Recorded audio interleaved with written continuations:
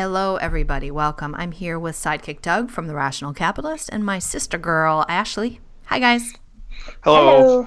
Joining us today in about 15 minutes is our special guest, Tal Tsfany, new CEO of the Ayn Rand Institute.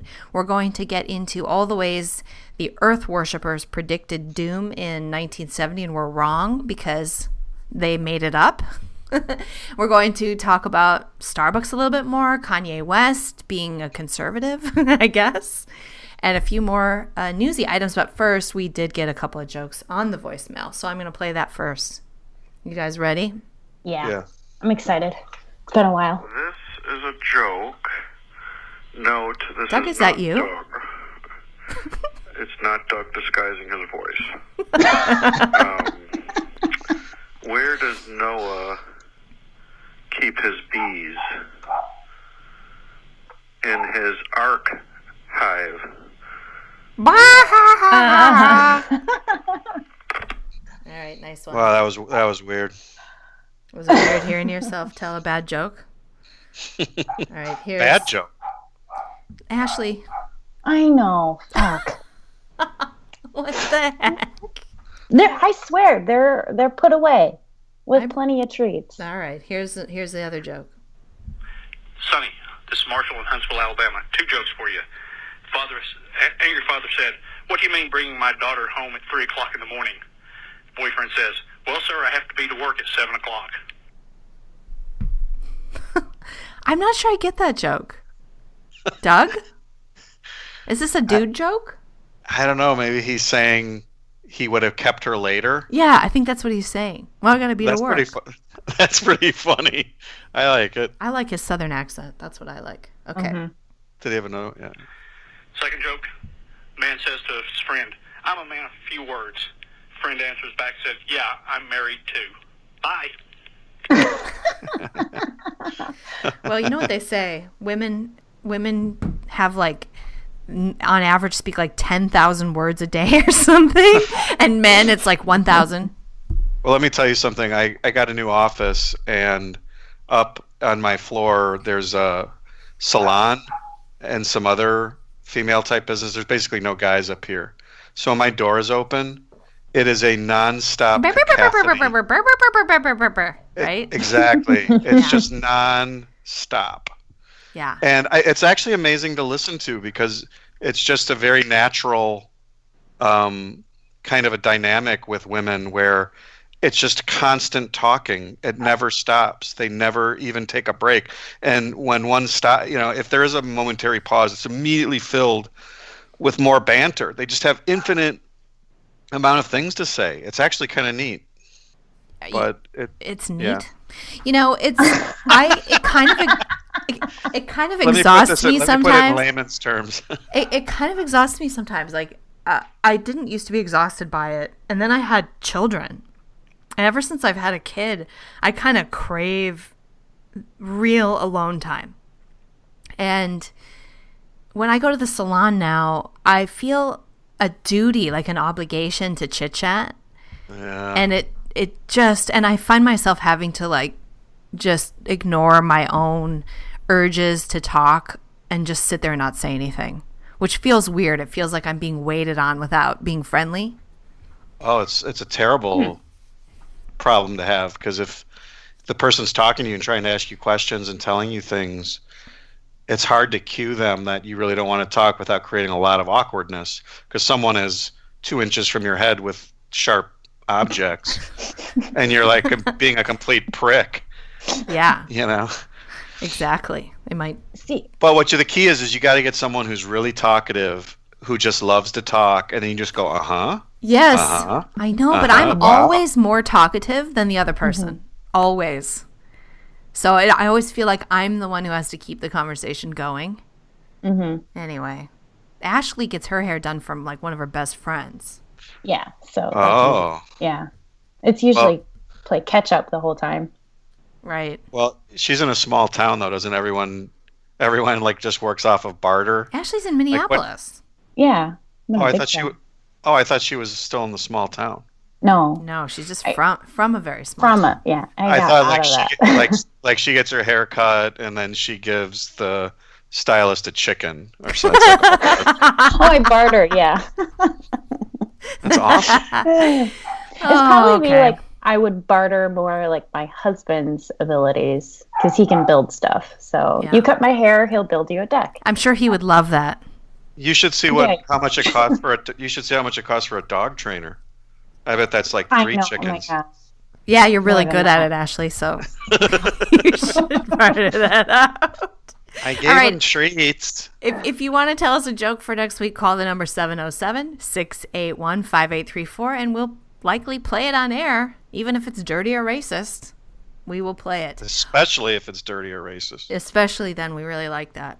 Our last podcast was pretty good, which is fitting because I didn't mention this, you guys, but it was our 6-month anniversary. So I just wanted to say congratulations to us. What did you get me? Another podcast. Well, like they say, the Yay, journey is... Here you go, Doug. It's podcast number 25. Like they say, though, the journey is the reward. So I got more reward. You got the journey. More journey. That's right. Thanks for more journey. You're welcome. It's the least I could do. If you've been enjoying our podcast, consider a donation because pretty soon we'll be adding video and we really need the backing. A lot of people ask me for, or a lot of people ask for subscriptions and memberships and Patreons, and I know you, like me, are probably consumers of all kinds of stuff on the right, all kinds of news stuff, and it's getting expensive. It's getting expensive for me, but if you'd like to help us keep it up and make it better, we do need you, and a big thanks to all the current patrons who support us. I wanted to talk about the sound issues because I got a complaint about the sound issues because Ashley's oh my gosh, headphone mic rubs, that happened on another podcast. Well, it happened on the last podcast. And I noticed it, and I was going to talk to Ashley, but then I got an email about it, and I'm like, oh. But not only that, I thought that the sound on our podcast wasn't so great. I just feel like the sound has really suffered since we lost our last producer. And the current guy who's producing it, great guy, super on top of everything, but he's not the audio engineer that the last guy was. And it shows. I love the guy, but it shows.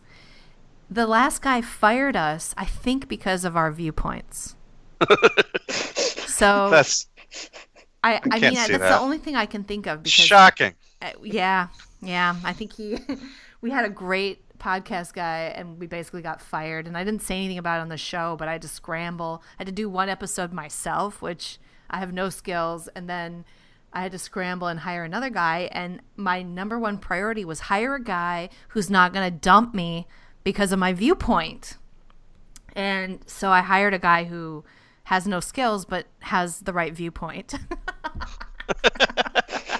So now I gotta go find somebody who's like maybe in between. But the really sad thing is I knew this might be a problem, and when I was out looking for a producer at the very beginning, that was one of my questions, was like, hey, I just want you to know, here's my viewpoint and it's politics, so is this a problem for you? And of course, this guy's like, no problem. But ultimately it was. Maybe he didn't realize how radical and crazy we were going to be. I also said that I'm a comedian, and so I tend to push the line of what's appropriate, as comedians do, as you do. Well, advocating for things like free speech and limited government and the Constitution is really, really out there these days. It's totally radical. And that actually, the segue into exactly what I was going to talk to next is hilarious, because I thought we would do a social justice weekly recap, because I had that exact same thought. Like, when did this normal shit become so radical? A country music star, Shania Twain, came out in support of Trump or something, or made a very mild statement in support of Trump, who happens to be the president of the United States. He's not some fringe character. He's the president of the United States. Now, granted, it's weird that he's president of the United States. He's a reality TV when he was a reality TV show host, he was much less controversial. You could say, I like Trump, and people would just be like, oh yeah, I like him too. Yeah. But now that he's got a job as president of the United States, you're not allowed to like him. Correct. Mm-hmm. So somehow something totally normal, like being the president of the United States, is something you can't support. And she has now had to apologize for that. So that's number one. She apologized for saying something favorable about Trump. And then the other thing that happened... That's the problem right there. Well, yes, okay. Who didn't turn their phone off?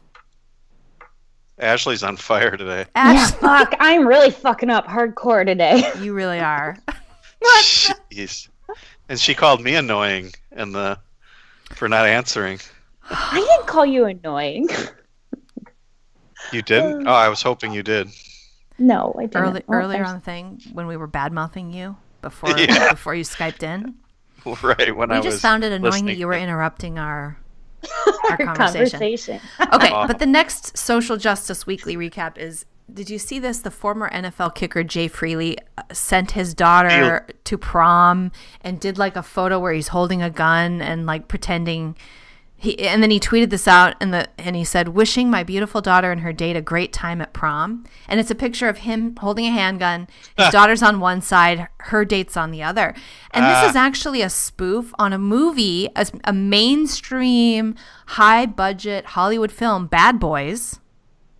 Okay, you guys have seen this, starring Will Smith. No. And so this is something people do. It's a spoof that's been done before a million times. All it is a gun. Angry dad's gonna shoot the kid if you mess with his daughter. That's right. Can't do it. Like, that's a joke that's been around for like 5,000 years, probably. Okay, here's the thing. I'm gonna say, when you just talking about this, I've finally realized what this is. For the thousands of years of human history, people could say things in public or whatever, and half the people are offended, half the people love it, whatever. They had no forum to bitch about it. But now, except maybe to write a letter or whatever, which no one cared about. Now you can instantly express your disapproval of something. So if 5 million people see something and 1%, or let's say a half of 1%, 25,000 people are mad about it, which is a small minority, they just wreak absolute havoc on social media over something, and they're really just a minority. But I don't know if you, Stunny, we've talked about this before, but if you post something online and let's say 500 people like it, but then one jackass is on your case about it or something, or haranguing you, I think we all feel upset about that. The one person out there that because you express a view, you could say right now 2 + 2 = 4. And if you say that to 1,000 people, I bet 10 of them are going to disagree and call you a Nazi or something like that. There's just crazy people.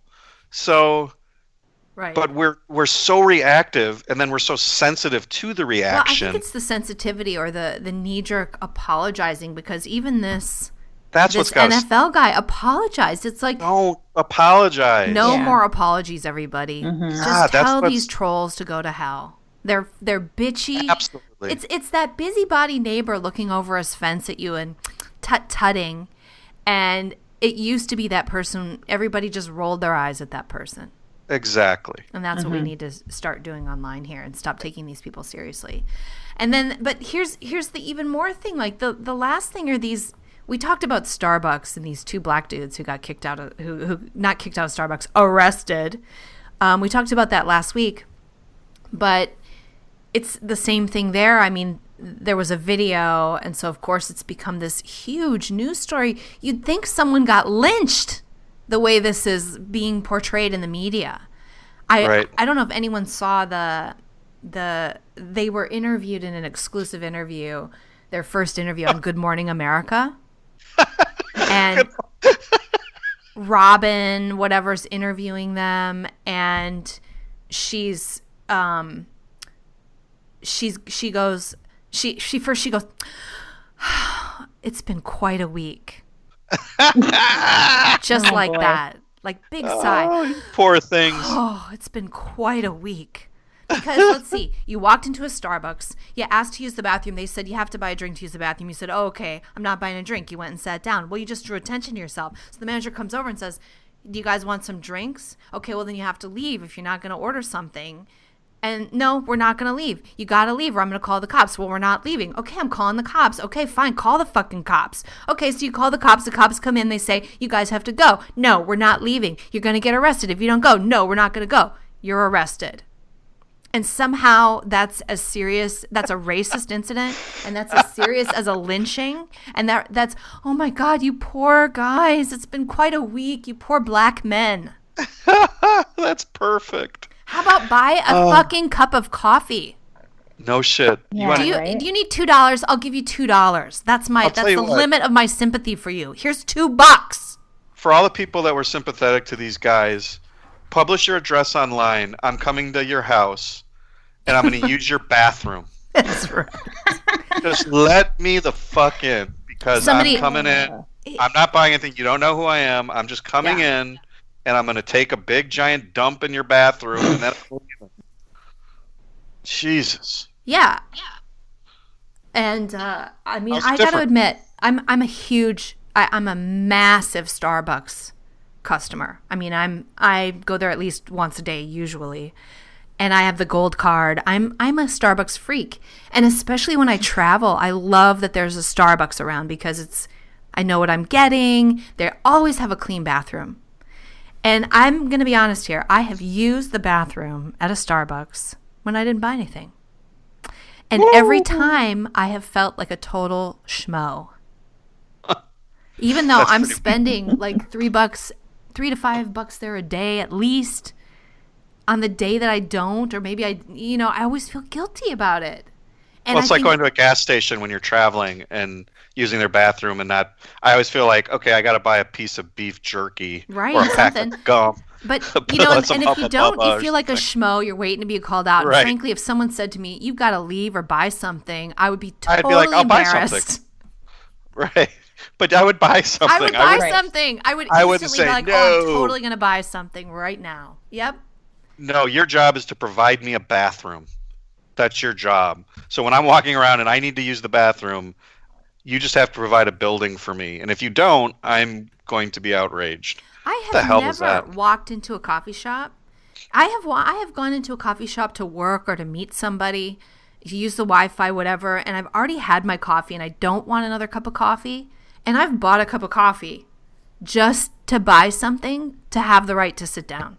I've done that. Of course. Mm-hmm. Everybody's done that. So their lawyer That's is saying, the contract. Their lawyer is saying, Starbucks is a meeting place. It's not a coffee place. It's a meeting place. And white people go there all the time and don't buy stuff. Bullshit. So white people just don't see racism around every corner. That's our only advantage in life. Well, the thing they've guaranteed now is that every store in America is not going to let anyone use the bathroom without buying anything, because if you allow one person to do it, then you've set a precedent, and now the public can. Especially in big cities, most bathrooms are locked because they don't want bums in there. Right. Like if you go to New York City, try and use the public bathroom. Starbucks, by firing that manager and declaring that absolutely she must have been racist, which is so fucking ridiculous. She should sue. She's the one who has a case. Mm-hmm. Yeah, she should. And she was fighting the policy. Right. And I heard that it's a busy Starbucks. I've heard that they've had major loitering problems at that location, and there have been some scary incidents. Context. So they've really gotten strict about the loitering at that location. Right. So that's all about context, because if you're out in the middle of nowhere, sort of Starbucks, where there's not a lot of people, and someone wanders in and uses the bathroom and leaves, no one cares. And she might not have even noticed them, except that they walked up to her and said, can we use the bathroom? And it was locked. And she said, you have to buy something to use the bathroom. So then she knew that they weren't buying anything. Right. And that's the policy. And then they're taking up space for paying customers who are buying stuff who want to sit down. Yeah, exactly. God, it's so frustrating. And that, with all those facts known, Robin on Good Morning America is like, oh, gentlemen, it's been quite a week. Vomit. All right, we're going to call Tal Tsfany, the new CEO of the Ayn Rand Institute. Doug and I are objectivists, if we haven't said that before. And that's Ayn Rand's philosophy, if people don't know what that is. I keep forgetting that's like a weird word that nobody knows. So we're calling him.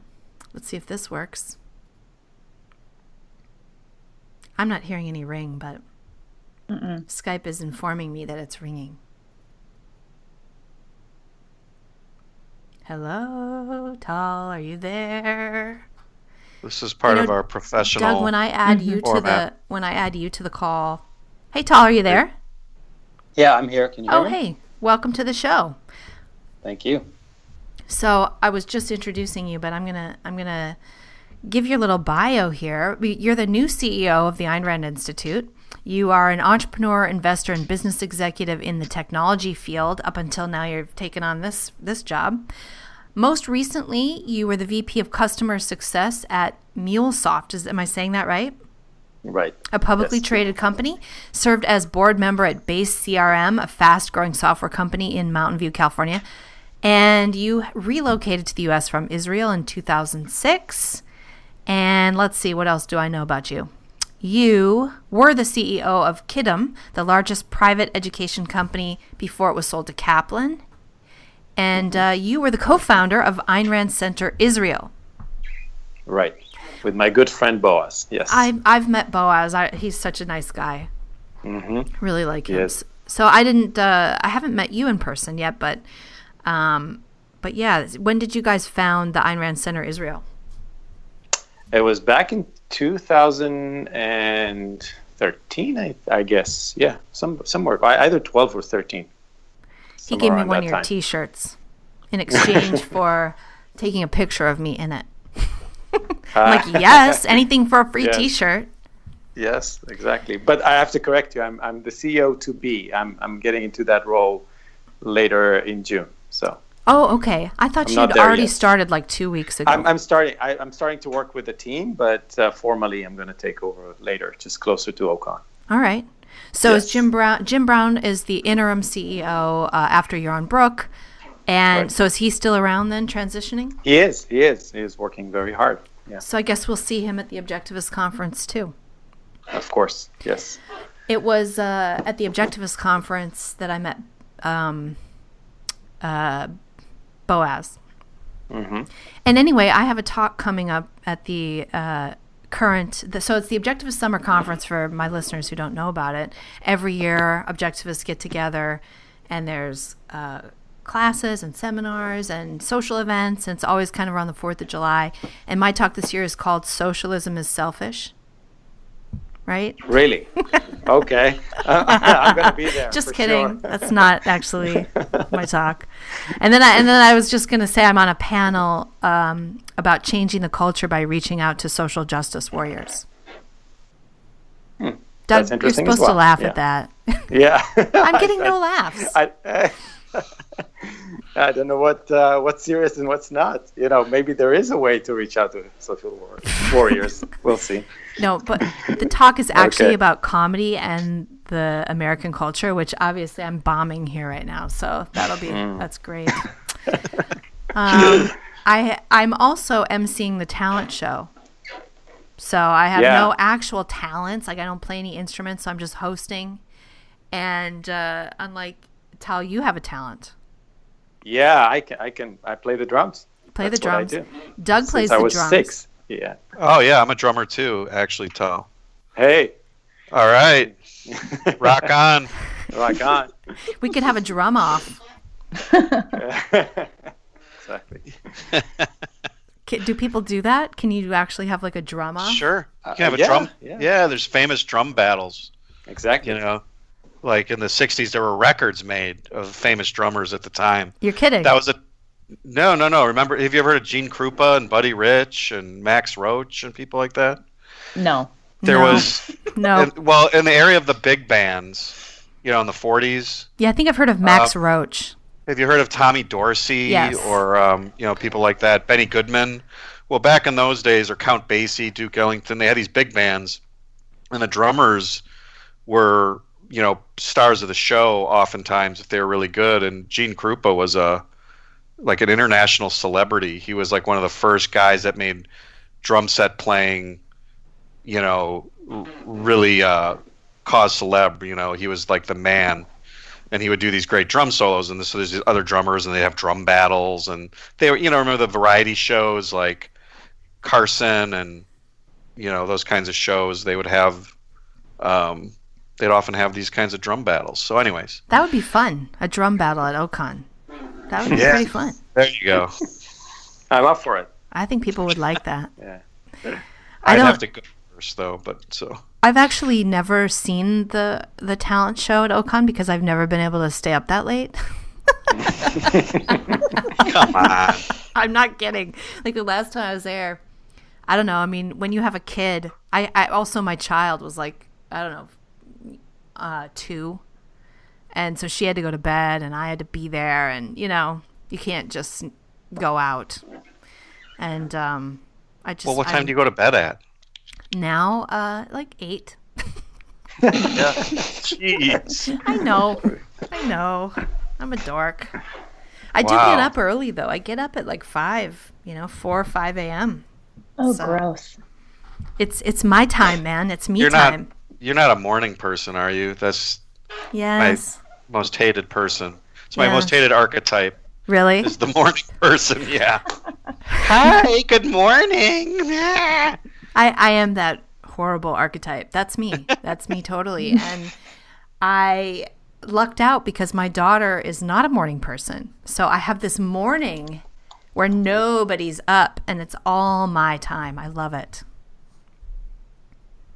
I'm just Well, going to there you have go. to like keep this in mind when she's a teenager, and I'm going to start to think she should be getting up and remind myself that I'm grateful that she's sleeping in. Because I also have a prejudice against people who sleep in. I think they're lazy. Ah. Yeah. Tal, you have teenagers, right?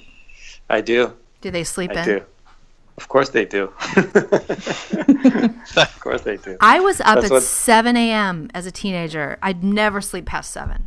Really? Yeah. My son could sleep at like up until like 2 p.m. if we wouldn't wake him up. And my 16-year-old, she can sleep up till 10, 11. Exactly. Now, do you Yeah. look down on them? Do you think they're lazy?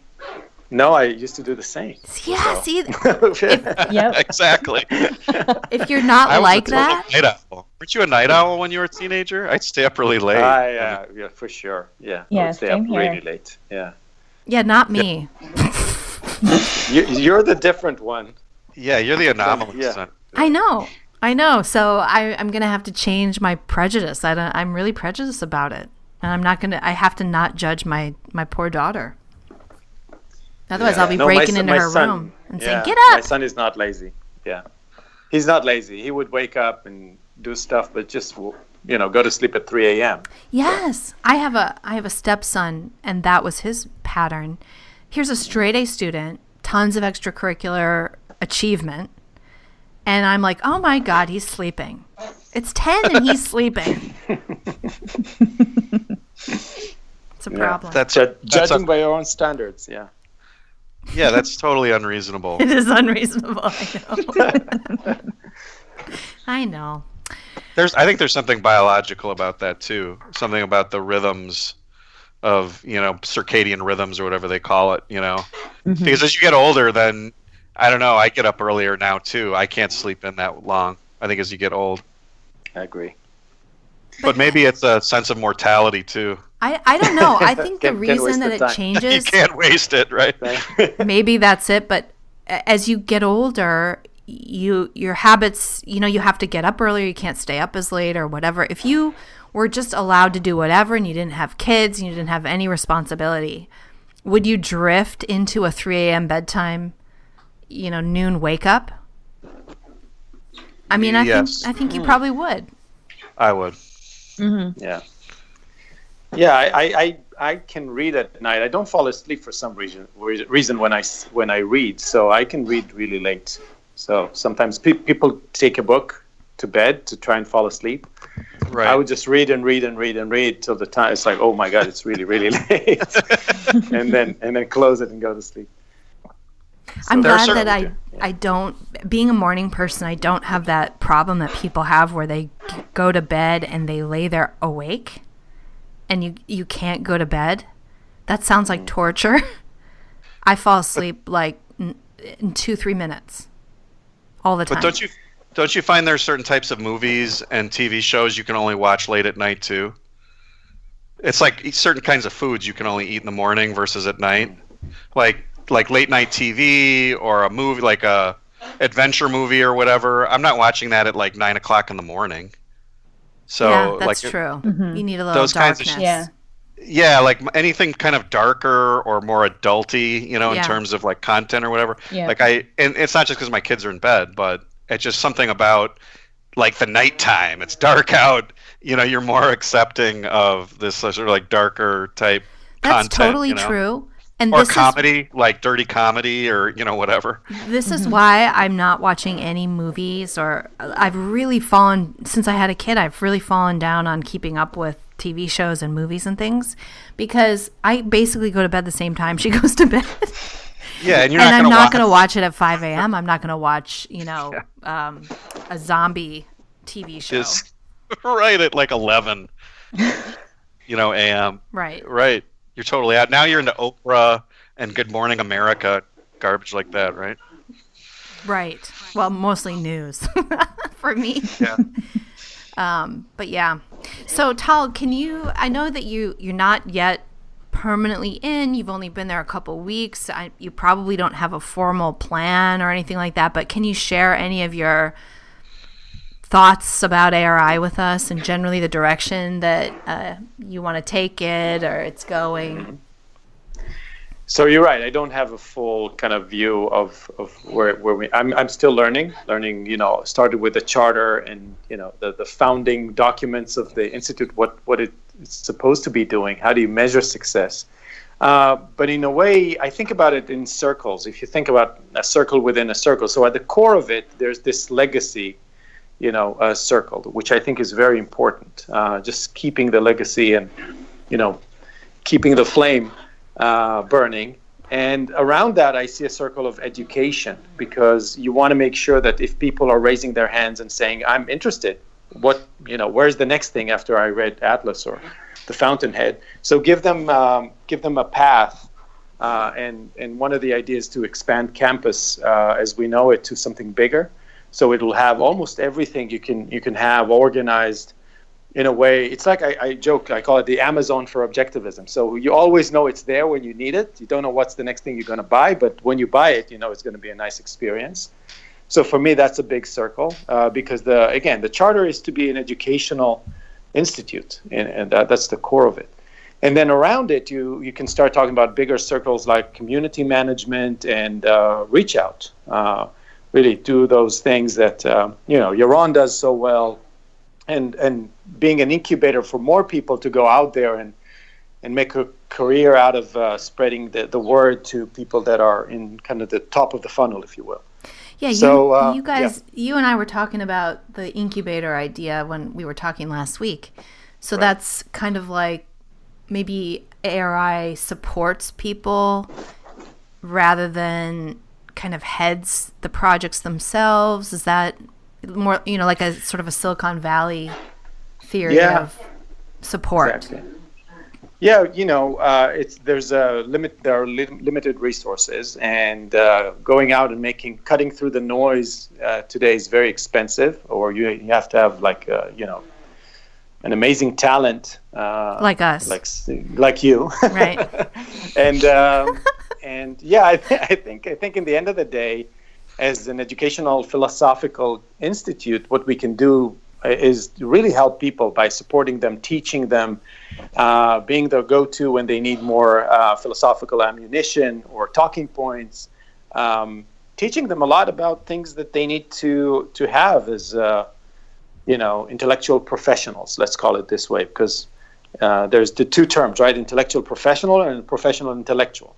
There's a whole different path for professional intellectuals that really want to kind of be PhDs in philosophy and so on and so forth. And for that, we have other solutions like Anthem and Foundation and things like that. But For those of you who don't know, Anthem Foundation is they give money to university. They sponsor programs at universities that promote Ayn Rand and capitalism. Is that pretty much the way to say that? Yeah. That's the gist. They've been pretty successful getting objectivists into university positions. Right. So I saw in my email that you guys have launched a new kind of online magazine called New Ideal. Mm-hmm. Can you tell us about that? Yeah, it's basically an avenue for our intellectuals to write meaningful pieces about what's going on. So our content team, so it's current issues stuff. Yeah. Is it current issues? It's not just. It's a kind of a philosophical angle on things. So it's deeper, and if you see, there are like longer pieces and some shorter and some videos. So that's the way we're kind of. This is the avenue for our content team to create its content. Before that, really, we had a blog on our website, and pretty much that's it. So New Ideal is our publication, our online publication, and this is what our content team is working to fill up with new ideas. And yeah, the idea is to make everything relevant to what's going on today and the objectivist viewpoint on things that are happening in the culture, so we keep it fresh and relevant. So will things be published there regularly, or is it like a things go up as they get written, or how's that work? Yes. Okay. Well, actually, we changed it. It was supposed to be like a quarterly or a monthly, but then now we're going to do it. Yeah, but we're going to make it kind of real time. There's going to be a pipeline of articles and pieces that our content team are working on, and as soon as they're when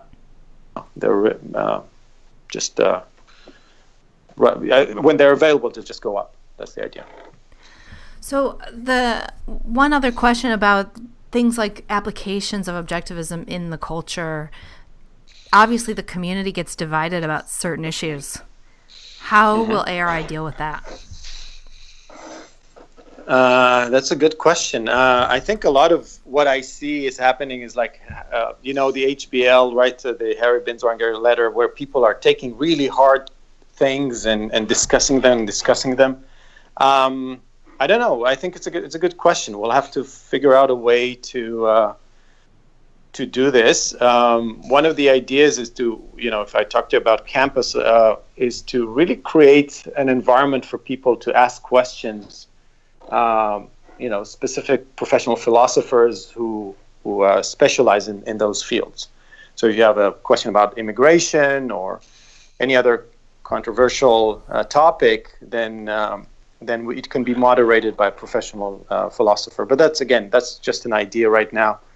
We'll have to go and see what kind of content product we can produce that will answer that need. I once thought about starting a website called Objectivist Cage Match, where we would take these controversial issues and have like both sides of the argument kind of listed, and so someone could go see the reasoned arguments, and it would be moderated. It's like the drum solo battle. It's just like that. Yes.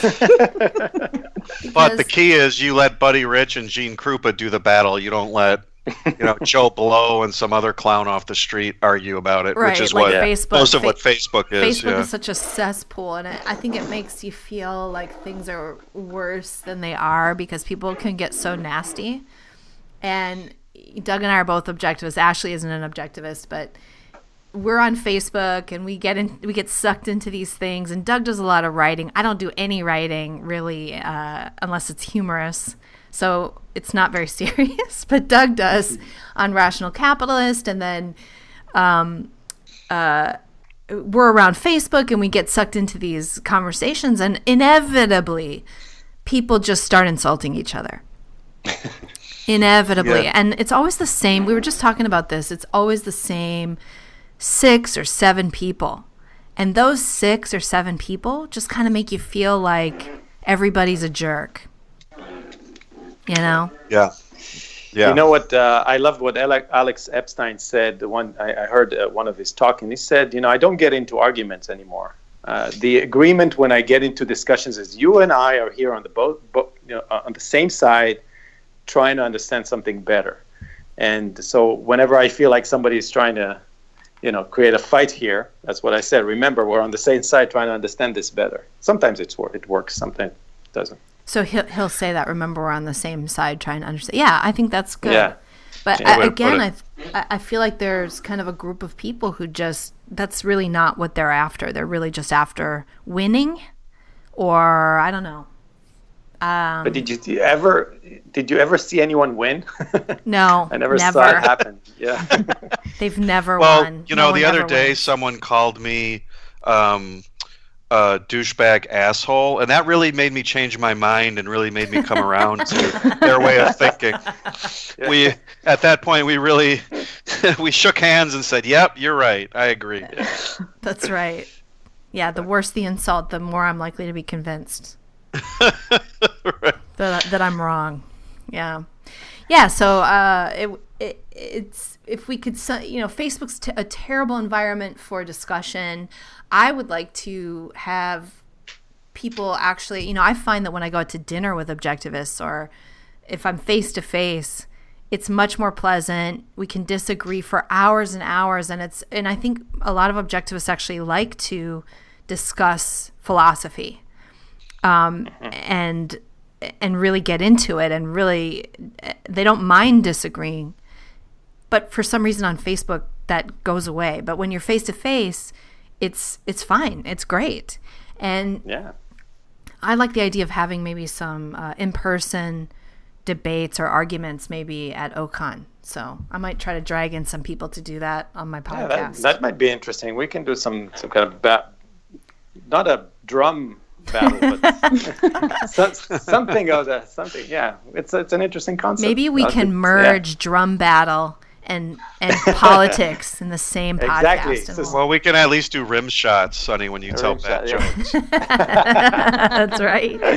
Yeah. Well, let's get into the main topic I had for today, which is we just had an Earth Day. And there was this great article that Fee put out, 18 spectacularly wrong predictions made around the time of the first Earth Day in 1970. And I think this goes to just how this really is just a religion. But also the guy, did you guys see the story? The guy who founded Earth Day actually murdered his girlfriend and literally composted her? No. Oh my God, no. That's awful. His name was Ira Einhorn, and he was the founder of Earth Day in Philadelphia in 1970. 7 years after he founded Earth Day, the police raided his closet and found the composted body of his ex-girlfriend inside the trunk. Well, actually, he's a perfect representative of the environmentalist movement. Yeah, right. He killed a human being, and then he recycled her. That's right. That's a perfect mapping of their religious philosophy. It's absolutely perfect. It's anti-human and recycling. Great. So here are some predictions that he should have killed himself next. Yeah, he should have climbed in the trunk with her. That would have been more consistent. Yes. That he would have really reduced his carbon footprint. Yeah, to zero. To zero. Well, if he composted, he would have had to leave instructions for someone to compost him. Because if he would have just died, then... And I don't even know how you do that. You sprinkle a little dirt on him. Maybe we could have shipped him to outer space. Add a banana peel. Yeah, do you have to stir it every couple of months? Oh, gross. Anyways. Okay. Carry on. So in 1970, here are some things people were saying. Harvard biologist George Wald estimated that civilization, this is a quote, civilization will end within 15 or 30 years unless immediate action is taken against the environmental pollution. So pollution? Or did he say specifically what was going to be the cause? It doesn't specify. So we're already 18 years past that. I don't know. Because they believed in global cooling at that time. So was he saying we should take action about global cooling? Or is he just saying pollution? Was it global cooling or the ozone? Wasn't there an ozone thing? Nobody talks about that anymore. Yeah. You don't really need to specify. Just take action. Just do something. The sky is falling. You just got to do something. Okay, the number 2 one I have here is, we are in an environmental crisis which threatens the survival of this nation and of the world as a suitable place for human habitation, wrote Washington University biologist Barry Commoner in the Earth Day issue of the Scholarly Journal. So this is all 1970. It was all based on like human habitation and the survival of the nation. It's interesting that they were still focused on humans. I was just listening to Rand's anti-industrial talk, and she lays out exactly the nature behind all of this, those fallacies. And she actually talks about the fact that they never give you an answer of what it is exactly, right? That they're the doomsday predictions. What are they about, and can you prove it? And so, I actually listened to that because I read an article similar to the one that Fee put out, just to remind myself of the nature of this. Yeah, you called it so religion, basically. When did she write faith. that? Or when was that speech? I was listening to, I think it's a Ford Hall Forum talk. Must have been right around that time, like 1970 or so. I think so. Yeah. I think so. I think it was 1975 because she mentioned something that just came out. So I think she gave the talk in 75, but I'm not sure. Yeah, that was when the ecology movement really got going, was in the 60s.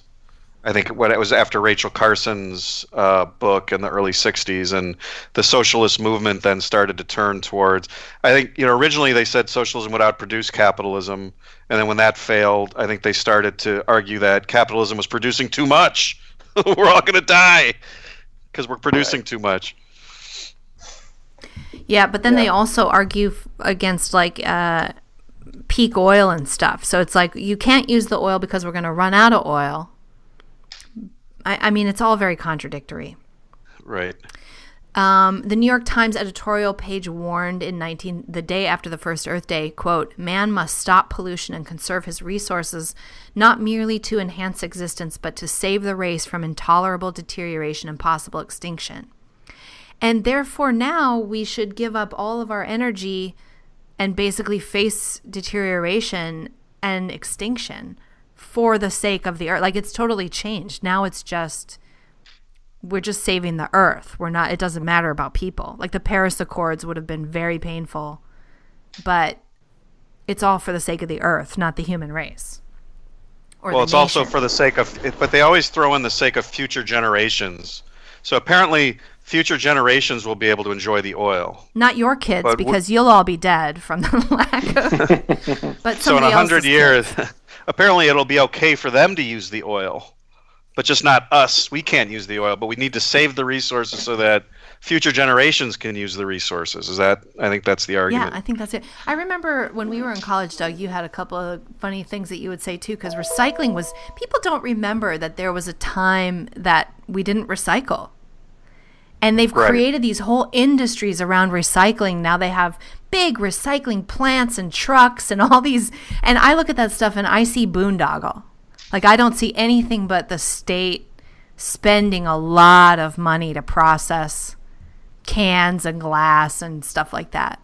There were little things like you could take your bottles in and get like a nickel for a bottle or something. That was the market will determine it. I mean, if there's a resource that's more value, if it costs less to reproduce something, then that's an indication that less resources are being used to make something brand new. Very good point, Doug. If it pays to recycle, that means that you're getting more, when they buy your aluminum, they're getting more than it takes them to actually get it from you. So the market would just simply determine it.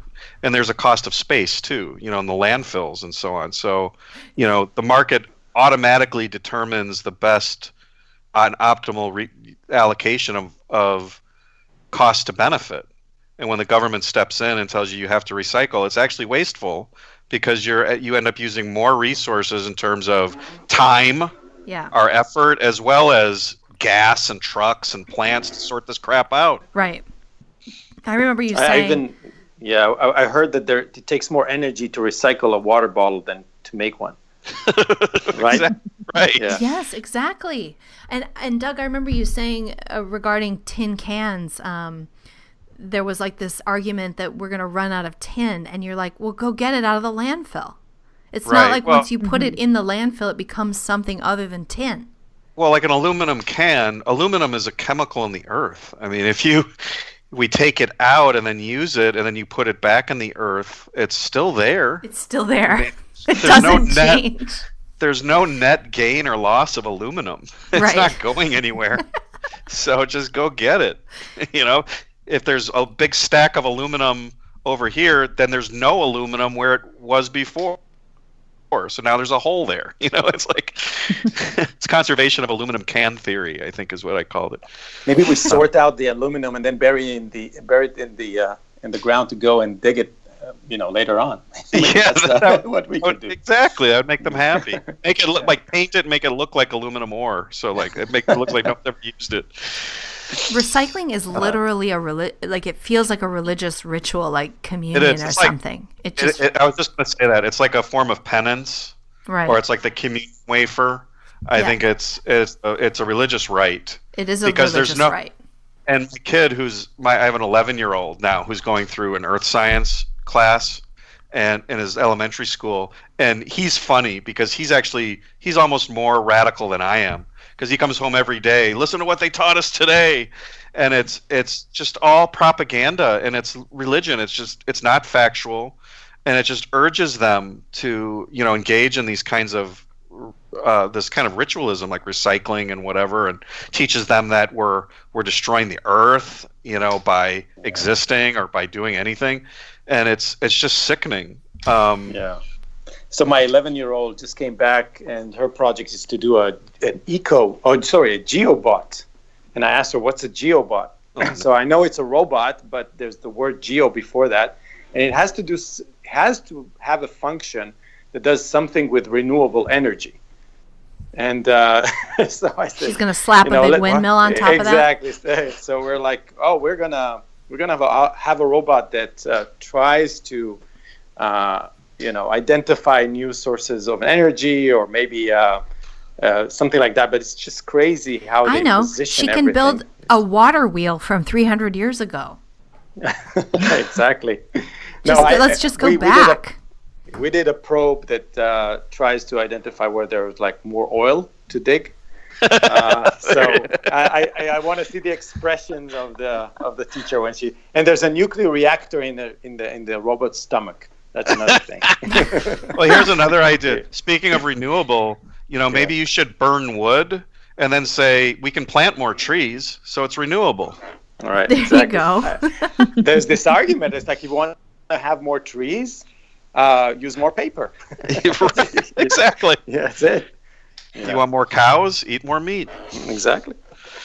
Yeah, that's true. Actually, I mean, this made me think of the elephant tusks. But anyway, I'm not sure. Don't go there. Yeah, let's not go there. I'm not sure I believe that. Yeah. Okay. So we're all in number 2 or 3. So keep going. Yeah. Okay. Here's another quote from Paul Ehrlich, who I think is a very, very well-known environmentalist. And this is from 1970. He was published in Mademoiselle magazine. Quote, population will inevitably and completely outstrip whatever small increases in food supplies we make. The death rate will increase until at least 100 to 200 million people per year will be starving to death during the next 10 years. Isn't it funny? Else said that? You know who else said that? Who? Thomas Malthus said that in 1798. Have you ever read his stuff? No. The famous Malthusian nightmare, or whatever they called it. Yeah, he was saying we were all going to die in the 1700s. All of this stuff is so anti-science and so Luddite and sky is falling and crazy, and it's so funny that it's become part of the liberal, what was supposed to be an enlightenment kind of. I mean, it just goes to show that that's not what they are. That they're not the Enlightenment party or the faction of philosophy in this country. They really are the backwards religious people. They are, and I think another thing is you see a lot of pessimism and cynicism in the way they think about the world and themselves and the future, and the only thing they ignore is the one really unlimited resource, which is a human capacity to think and invent, right? And there's just this hatred for humankind, or just lack of faith in our ability to come up with new ideas. And which is it doesn't totally matter how insane. If you even look at the last 20 years, what's new and what we've done, and they just take it all for granted. Someone said something, cars are here already. They can never see the next thing. It's just amazing to me. It's like, you don't know, when I'm talking to people about what would happen if we privatize roads. And it's like, really, you can't even imagine the fact that you cannot imagine the fact of what people will do with it? No, they can't. They can't even think about a world with, what if we open up the air and let people fly around in human-size drones, right? So people just don't have the imagination. And I think that the interesting thing about being in the Silicon Valley, it's all about that. It's all about what's going to be, the next turn, or somebody who's come up with a new angle of something. That's where you think about your competitors, trying to think how someone is going to invent a new thing that's just going to totally make your product, just redundant. So yeah, I just don't think those people think in those terms. It's funny, Tal, in that regard. I saw one of those movies. It was like from the 40s or 50s, and it was about like people's vision of what the future would be like.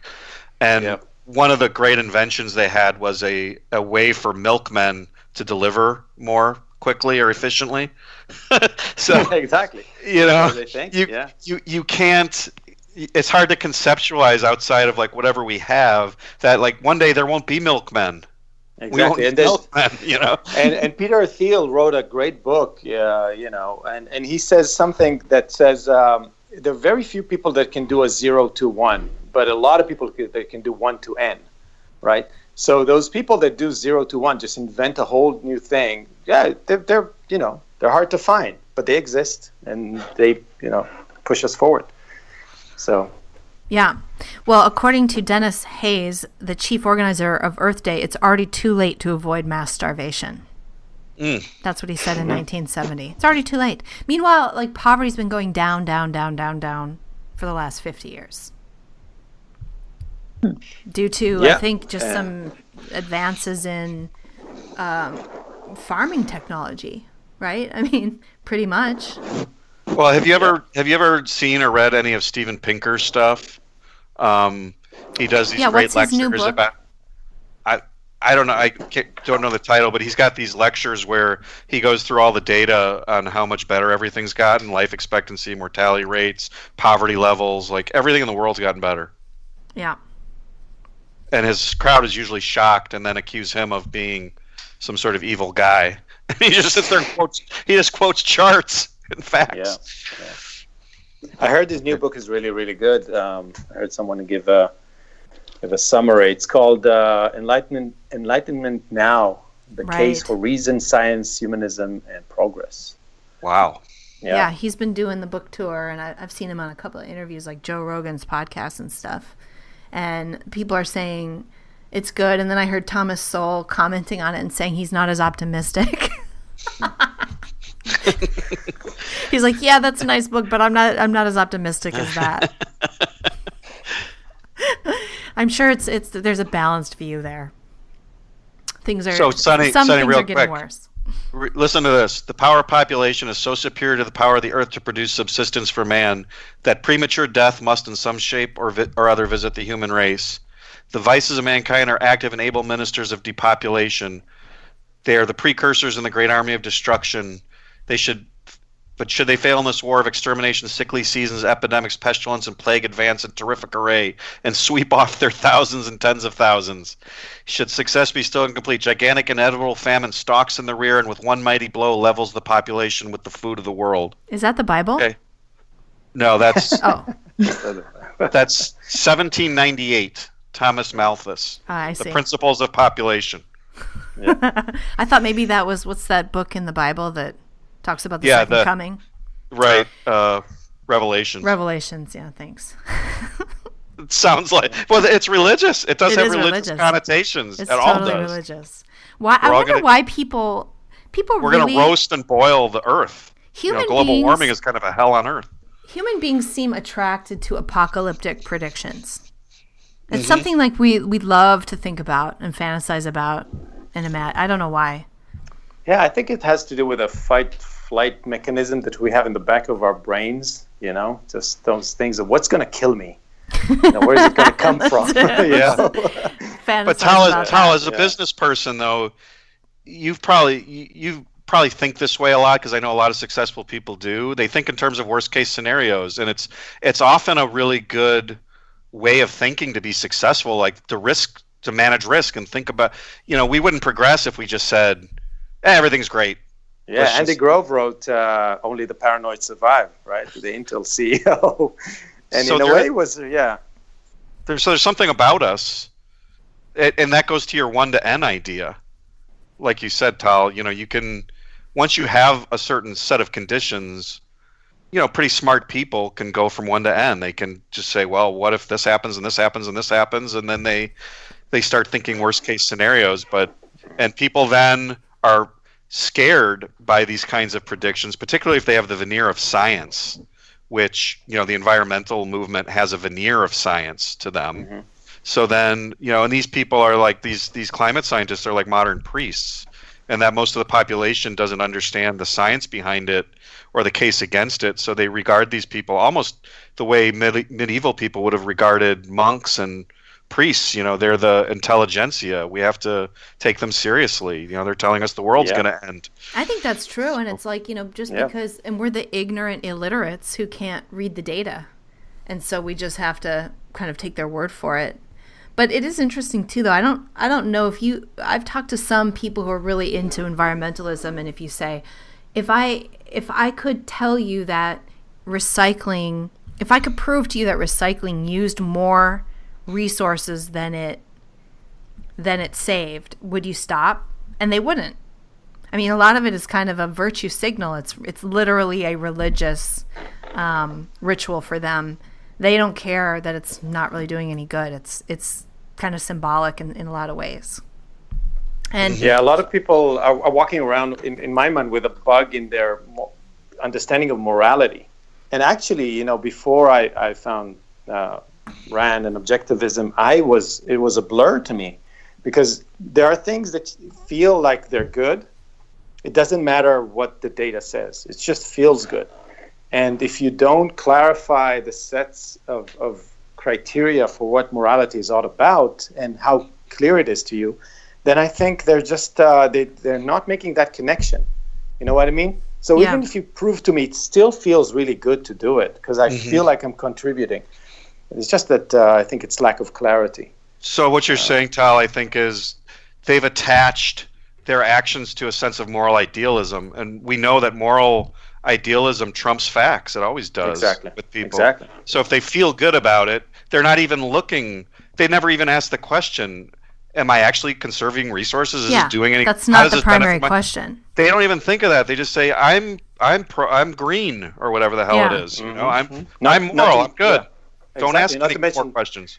Not to mention the fact that getting the facts is a hard thing, and a lot of people are too lazy to just think at that level. That I can think of like 10 different examples where it will take you days to really get to the bottom of this, and people are not. They just want the soundbite and what feels good. And I think that's what the left is really, and the environmentalism movement is just doing a great job with movies and those short clips. They have saturated everything in schools too, though. I mean, exactly. All the little cartoons, and every environmentalism is as normal as anything. It's so taken for granted everywhere. And here in California, it's like living in the Vatican City or something, because it's like it couldn't be worse. It's just without an objective ethics, and then religion is not taught in schools, obviously, and it's not popular culturally anyway. So environmentalism is a secular religion. It substitutes and gives people a sense of moral idealism, and it animates people and makes them excited, enthusiastic, gives them a purpose in life. Yeah. You know, I have a sense of something higher and important in the way religious people feel, or the way we would feel, in terms of objective ethics. I think that's another reason why people are attracted to these apocalyptic things, is because they're looking for that something bigger than themselves to kind of, attach themselves to, and I don't know, a cause. It's psychology. It's psychology. Anyway, well, we're going to end the show there. We've been doing this for an hour, so that's it for our show today. Thanks for joining us, Tal. It was nice to have you, and good luck in your new job. Thank you very much. I was happy to be here. Thanks, Tal. If you're enjoying the show, consider joining my Patreon. We are completely fan-funded, and we break even every week and a little more. But we want to make some improvements. I got to hire that new producer, so get on over there. There's mugs, T-shirts, access to a secret Facebook group. Go to patreon.com/House of Sunny to join up. Join my elite squad, and we'll see you here next week. Thanks. Hey, Sunny. Yeah. We also have to be able to afford to pay someone to kill Ashley's dogs. Oh, right. That's a little expensive, so get over there. It costs money, and we got to compost them too. So. That's right. We got to be environmentally friendly about our murders. Okay. Thanks for joining us. Poor dog. Thanks for listening to the House of Sunny podcast. Go check out Sunny on YouTube at her channel, House of Sunny. Everything Sunny does is fan-funded, and because she's likely to get kicked off and demonetized on every platform at some point, please support her over at patreon.com/House of Sunny. Become one of Sunny's elite squad and have access to behind-the-scenes footage, T-shirts, special events, and more.